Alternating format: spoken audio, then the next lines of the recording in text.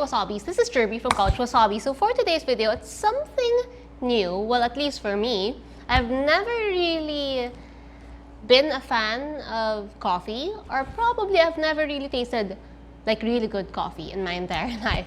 So for today's video, I'm going to be sharing with you beginner's tips on being a home barista. So I have amassed all these things in the past 2 days because I'm very much excited to learn about this new craft. You know, what's great about this quarantine period is that all of us gets the time and the chance to tap into those things that we are not really familiar of, or those areas in our lives that we wish to, I guess, improve on, or I guess introduce ourselves to. And I guess for me that's coffee, or coffee drinking, or the art or the culture around consuming coffee.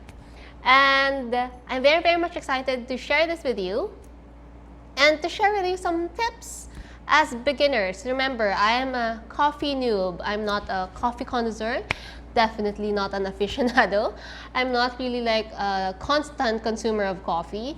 The only, I guess, coffee that I've liked, like I can get off from the groceries, is Essenso. That's a 3-in-1 brand. I'm not sure if you're familiar with it, or I'm not even sure if you would raise your eyebrows on me with that. But yeah, so I'm very much excited to share my very first cup of specialty coffee. And if you want to join me on this journey, then please keep on watching.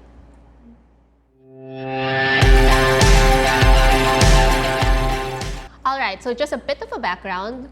I am doing this video because I actually got these special coffee beans.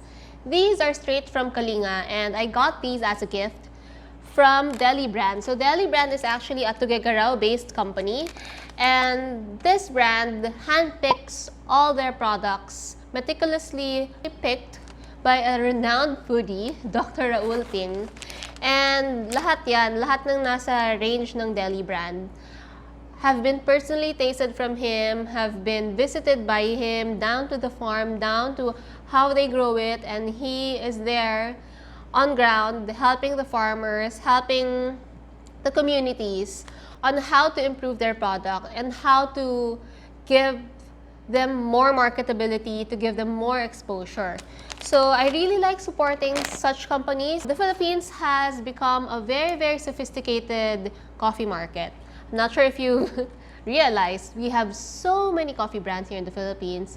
We have so many coffee shops sprouting here and there. And what's great about this is that the Philippines is actually one of the top exporters of coffee. The Philippines has a very rich and very long history in coffee making. We started making coffee at around, I think, 1700s or 1800s. And it was the first coffee beans, or the first coffee tree, or first coffee plant was brought here by a Spanish monk. That's what I've read. And so from there, the first coffee capital of the Philippines is actually in Batangas. So, kaya nyo naririnig dun yung Kapeng Barako, kasi dun talaga yung pinakaunang history ng Philippine coffee. Eventually, coffee found its way to different parts of the Philippines. As you may know, these are from Kalinga, or Northern Luzon. These are very special. Kasi, isa dito, this is honey roasted Kibugan Arabica, which is very interesting. I'm very curious, ano kayang taste ng honey roasted Arabica? This one naman is specialty Kalinga Robusta. Arabica and Robusta are the two top common coffee beans. And I guess Liberica or Barako yung mas rare. Kasi yung Robusta, mas mabilis siyang i-grow. So it's the cheaper variety. And Arabica yung mas maraming flavors and depths and such. So yung mga specialty coffee na nakikita nyo, usually those are Arabica. And I guess the cheaper ones are Robusta, but there are also good Robusta coffee, like this one. I've heard so much about this, and I'm very excited to try this. I guess most 3-in-1 coffee brands here in the market is Robusta because it's the easiest to grow and it's more resilient in, I guess, pests and environmental factors and stuff.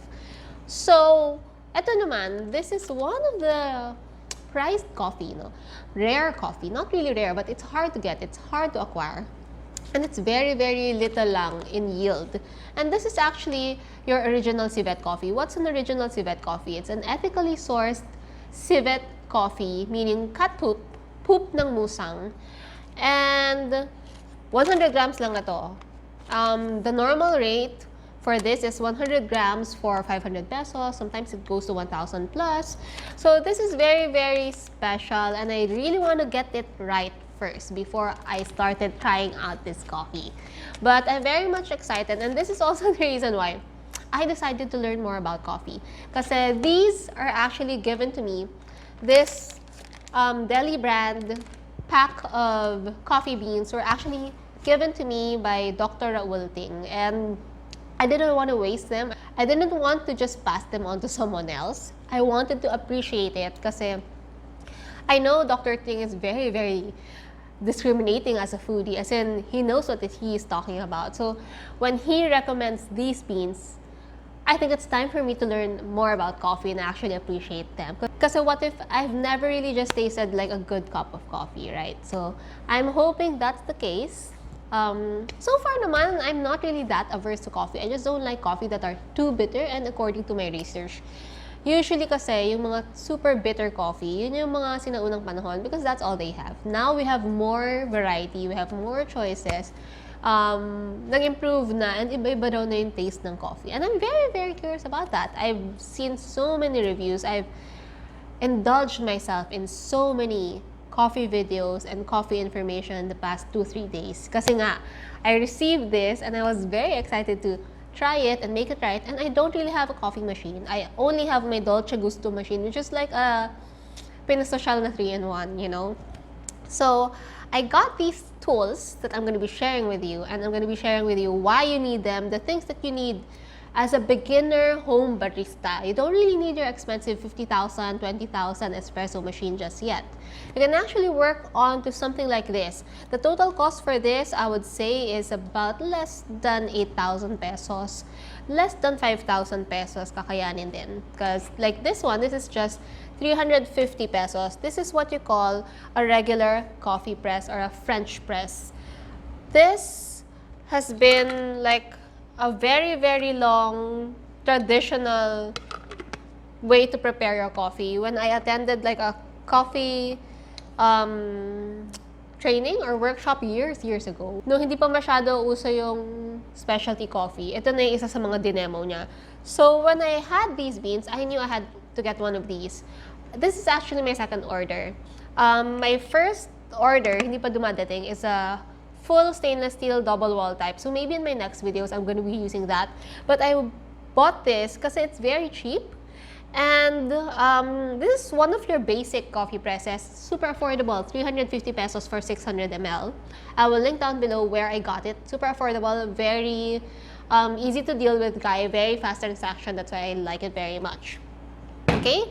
Aside from that, you also need your grinder, especially if the beans that you've got is whole beans. I'm sure you can always buy ground beans na. Pero according to my research kasi, the best kind of coffee is freshly ground. I want to have that total experience. And nakuha ko naman ay, you know, whole coffee beans. Then I decided to invest in a very good but basic and beginner-friendly hand crank grinder or hand grinder. Of course, you can buy so many kinds of coffee grinders in the market. Merong mura, there are things that would go about 700 pesos to 1,000 pesos. Pero kasi, ang nabasa ko, having your right grinder really makes the difference. So if you want to invest in something, aside from the machine or whatever, as a third wave coffee barista, you invest in a good, reputable grinder. And since wala naman masyadong coffee drinker in my home, I decided to purchase this. So this is actually a Porlex hand grinder. This is a Japanese brand, and what I like about this is it's very compact. So hindi mo naman pa kailangan ng, especially if you're a beginner, hindi mo naman pa kailangan ng super laking machine. And especially if ako lang naman yung magko-consume nito just to try it out on videos, or maybe, you know, who knows, maybe someday if mas malaki na yung consumption sa bahay na to, maybe we would need the machine grinder. But for my videos, for my purpose and consumption, this should be enough for me. This is actually a single serve coffee. Ang capacity niya is just 20 grams, which is enough for 1 glass lang. So if you plan to serve coffee like to your guests, to people, this may not be the right grinder for you. You might have to have like an electric grinder just to make things faster and more practical. But if it's for this purpose, like for my personal consumption and for my personal tasting, like for 1 to 2 people, you can probably get this. This is sold at 3,000 pesos. I got this from Yardstick, Manila. And I think that's the cheapest that I've seen. This is the mini though, so maliit lang yung capacity niya. I'm not sure if the tall has a bigger capacity. I would assume yes.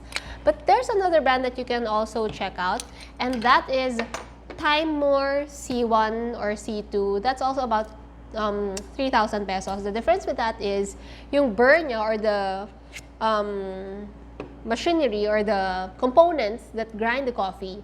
Dun sa Timemore is steel, and this one is made from ceramic burrs. Ang tawag dyan burr, yung nag-grind.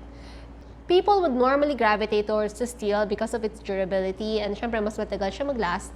But as a beginner, okay na rin ito kasi these are actually replaceable naman. So the replacement would go around 800 pesos or something. So okay lang naman. I'm very excited to try this out kasi I've heard so many good reviews about this. Seasoned home baristas, newbie home baristas have started with this, and you know, you can never go wrong. And this actually produces good coffee. In fact, the taste and quality of your coffee is also affected by how you grind it, or the uniformity of the grind. So the more uniform, the better. And this produces a nicely, you know, very acceptable uniformity in the grinding of your beans. So I'm very much excited with that. I decided to invest in it because 3,000 pesos may not be that practical, but I just wanted to get things right? And another option, if you are more on the budget side, there's another good brand of coffee. It's called Hario. And the cheapest for that I've seen is about 1,720 or 1,800 pesos to 2,000 pesos. That's a little bit cheaper kasi yung body niya is more on the plastic side. It looks like your regular pepper grinder. But Hario is also a reputable brand of coffee accessories and barista, you know, home barista company thing. And you can also get that from Equilibrium. I'll link down below all my recommended like beginner coffee grinders, hand grinders, and I'm sure you'll find something that you can use that fits your budget without sacrificing the quality. Okay, and then aside from that, you have to have your kitchen scale. This is not new. I've been using this in my workshops. I've been using this for my jewelry making and a lot of crafting things that I do. You can get this from Lazada. It's only about 200 pesos, I think, or 500 pesos. And then this is not needed, not required, but good to have. This is a double-walled cup. I've bought this years ago. I don't know why, pero binili ko siya. This one I got from Daiso. It's a jigger para sa bartending thing. And I'm gonna be using this to weigh my coffee. And then you will need a wooden spoon for your French press kasi it's not recommended to use metal spoon kasi siguro baka sa init and then yung repeated ganun baka mabasag or madamage yung glass. I don't really know, but in my research, it's recommended for you to use either a plastic or a wooden spoon to give it a little stir and then before you let it steep. So here, I got this from Daiso. It's only 88 pesos. Very affordable. So, total, it's pretty much less than 5,000 pesos. Ito lang yung pinakamahal actually. And then for your beans, it's the normal rate that I see is merong 130 to 200 pesos up to 300 pesos to 500 pesos per 250 grams. So, it's not that expensive. And in a serving, you would only need about, 14 grams of coffee beans. So, okay naman siya for it's so much more affordable versus you going out to Starbucks and, you know, consuming all that coffee. And another thing that's good about that is you are involved in every process of the way. Parang, it's an art, you know. Coffee, as they say, is both science and an art. And I'm here today to learn more about that science and art. Alright, so we will be doing this with me standing up, okay? Firstly, you will have to measure your beans. Like I've said earlier, in a normal serving, you would only need about 14 to 18 grams of coffee. So I will choose 14 because I just wanted to taste it. Make sure to press there to zero out your scale and make sure that the weight of your container is not captured. So just press there kung meron ulit. And then you can start putting in your beans. So for our first roast, I'm going to be trying this Kibugano Honey Roasted Arabica coffee. I'm very, very much curious on how this would taste. And normally, your Arabica beans is longer versus your Robusta. Oh, it smells so good. And so let's just have 14 grams. Make sure that it's accurate. The more accurate it is, the better. Of course, it's a plus and minus thing. Ayan. Ay, I'll just remove one bean para 14. Ayaw niya. Okay, that's more or less 14. And let's just put it in our grinder. So, yun lang. Ayan. So, it's in your grinder. Just put the lid back on. And then, ito. And then, let's start grinding. So, clockwise lang. Whoa. It's not that easy, but okay.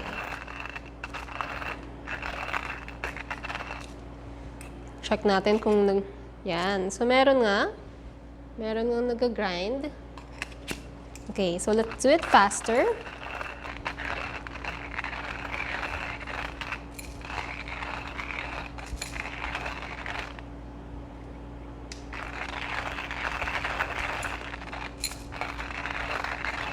Alright, and then you will use your French press. So, let's just remove the lid. And then, I've washed this earlier, so medyo clean na siya. And then, you just have to put all your coffee. So, that's 14 grams. So, the normal ratio is 1:14 or 1:18. I have 14 grams of coffee. So, 14 times 18. If you want it stronger, make it 1:14. If you want it mas hindi ganun kalakas, and then you use 1:18. So I will be using 1:18 today because I'm not really like a fan of strong coffee. And with that, the water ratio is about 252 ml or 250 ml more or less. So let's do that. So I'll put my press here on the scale. Make sure again to press there.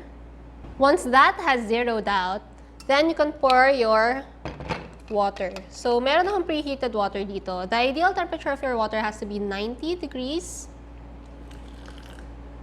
But firstly, put lang enough water to cover your coffee. Yan, just to let it sit. And then, yan, dito mo gagamitin yung wooden spoon mo, just to give it a little stir. Kasi the more you stir, the more you extract yung coffee. Yan. So, just rinse it out. And then you can just leave it there for about a minute. Let me just get my temperature just to be sure. Let me just make sure na tama yung temperature natin. So, that's about a minute, no? Now, we will have to time it for about 3 more minutes. So, Alexa, please set timer to 3 minutes.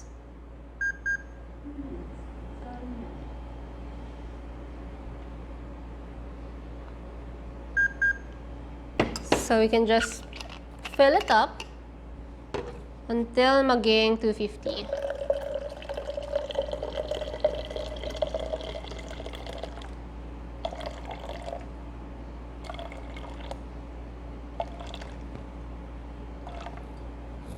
Ayan. A little over is enough. And now you have to put back the lid.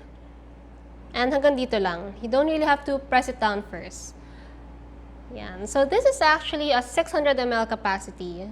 And I'm just doing a 250 ml cup of brewed specialty coffee. We will leave this for about 3 minutes. We've already set the timer. And then after that, tsaka mo siya ipa-plunger. So let's just wait and I will be back. There you go, that's our timer. In the meantime, while I was waiting for the timer to ring, I was already measuring our next set of beans. Alexa, stop. Okay, so now it's time to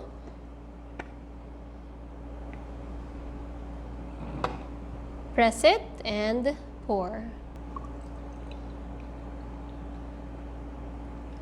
Okay.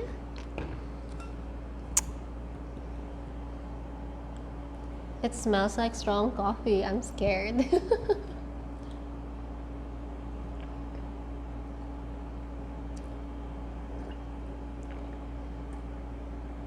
It's actually not that bitter. Like for a non-coffee drinker, I would take this. And they say a good cup of coffee is something that you shouldn't really have to add creamer or milk, but you can, no? According to your taste. Pero I would actually take this on its own. I can't really taste the honey part of it, but it smells good. It smells like coffee, like your typical coffee.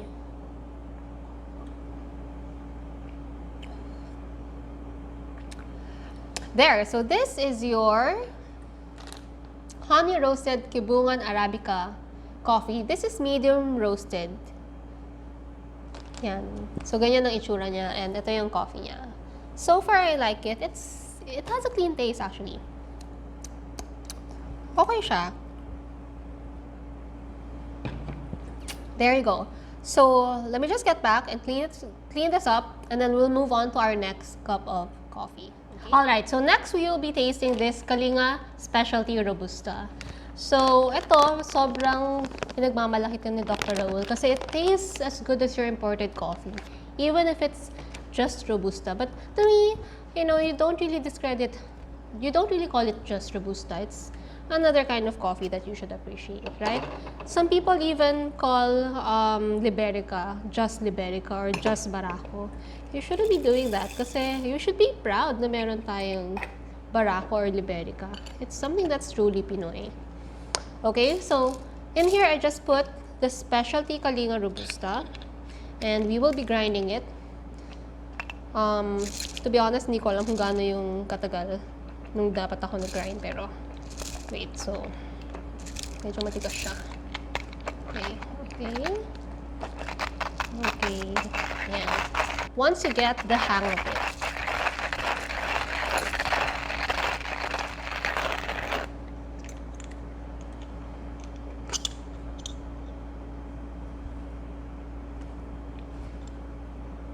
alright, so that's about it. Usually you'd feel naman na wala ng laman yung ginagrind mo. Then you'd stop. But if you want to be sure, you can just have a little peek. Kung wala na dun sa compartment, and then wala na. You don't really have to turn anymore. Kasi grinding without coffee in it can actually damage the burrs. So you have to remember that. And give it a little shake bago mo siya tanggalin. Ayan. So, the grounds are actually pretty nice. Ayan. To give you a closer look, the grounds are actually pretty nice. Not sure if this is what you call even, pero mukha naman siyang okay, no? Ayan. Alright, so this is again another 14 grams of Robusta. I will be putting it down our French press. Huwag masyadong malakas, baka mabasag yung French press. This is a very affordable French press, no? Hindi mo siya pwedeng masyadong bugbugin. Probably if you have a higher-end French press, pwede mo siyang taktakin, pero for this, gentle lang tayo. Yan. So it's best to put them back together, even on idle mode. And then again, you have to measure out your press. Make sure to press there. Yan, para zeroed out lahat, pati yung container and yung coffee beans. And then you add your warm water. So I've already pre-boiled this because it's not really advisable to put boiling water. Kaya binoil ko na siya kanina and put it in this double-walled container from Mirakuru. So it turns also your water into an alkaline water, even if we're creating a very acidic drink. Ayan. Okay.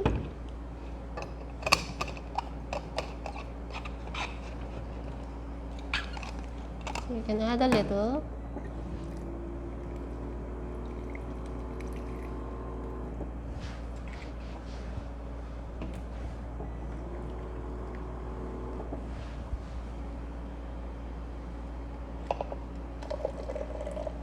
Para maging 250.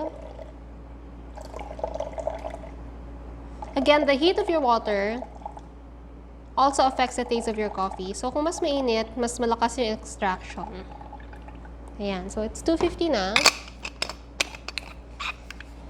Alexa, set timer to 3 minutes. 3 minutes, starting now. Ayan. So, let Alexa do her work. And then just put the plunger right at the surface of your coffee kung saan siya nag-end. Huwag mo munang ito totally plunge down. You just leave it at that for the next 3 minutes. And then pag serve mo na, that's when you will slowly plunge it down. So in the meantime, we'll just leave it here. And I guess I'll just take a peek on this civet coffee. Should I try it now or should we wait like for more feedback or more information about coffee? Maybe we'll just save this for another time. So while we are waiting for this to brew, I think let's just take a peek. Hindi ko muna siya i-brew right now because I wanted to learn more about coffee first. These batch of coffee are actually roasted last May 7. So according to my research, the ideal time for you to consume them is within 3 weeks from the date of roasting. So today is 28. It's ideal na today ko siya ma-taste para na-taste ko yung parang best. I don't know, taste niya. I really don't know because the fresher it is, the better, right? Kaya ako siya gustong gawin today kasi today is the 3rd week of it. At least natikman ko siya. But as long as you keep your beans in an airtight container na walang humidity, pretty much stable condition like how you store your essential oils, it will last a good amount of time. And yun. So for this one, it's a civet coffee. It came with a valve. Yan. Tapos na yung ano natin. Alexa, stop. Thank you. I just want to take a peek, no? Oh, wow. It smells different. I mean, oh, ang sarap. Ang sarap ng amoy niya. So, not sure if you can see it, but it smells different. Let me just try to transfer it here.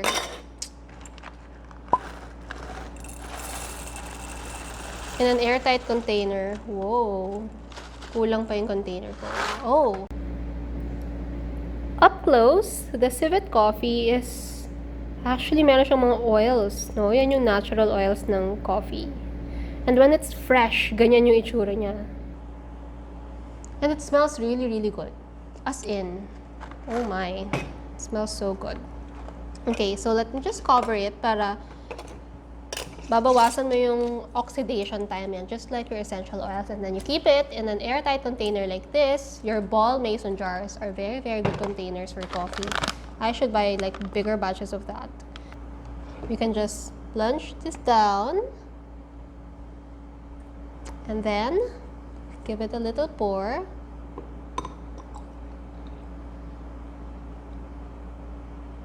And now it's time to taste this. Mas matapang nga to. This is Robusta. I think if you like espresso, you would like this. Oh, this is mas matapang. This is the coffee that we had kanina. This is the Arabica honey roasted. Totally different taste. Mas mellow. I'd say mas clear. Mas, it goes down your tongue na parang walang aftertaste. Pero ito meron.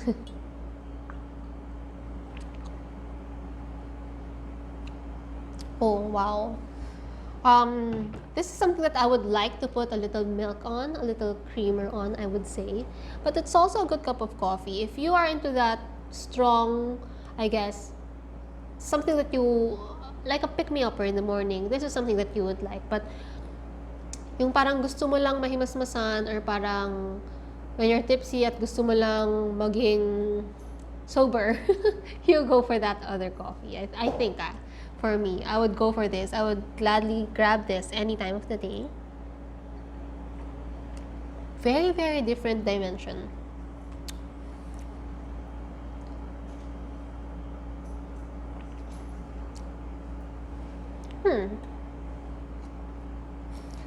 Well, there you go. That's your Robusta coffee. It's also medium roasted.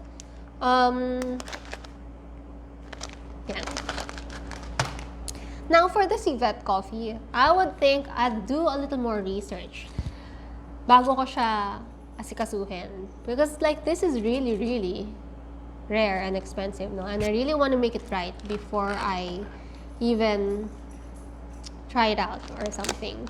But there you go, guys. If you want to grab Deli brand and try it out, I recommend the honey roasted Arabica. I really love it. But if you are like, I'm not really a coffee drinker, so if you are a coffee drinker and gusto mo talaga yung espresso shots, this is also a good alternative for you. And I know this is so much more affordable than the things that you buy from Starbucks or UCC or whatever. This is gonna be more affordable. Plus, you're supporting Filipino coffee farmers. I will link down below where you can get these.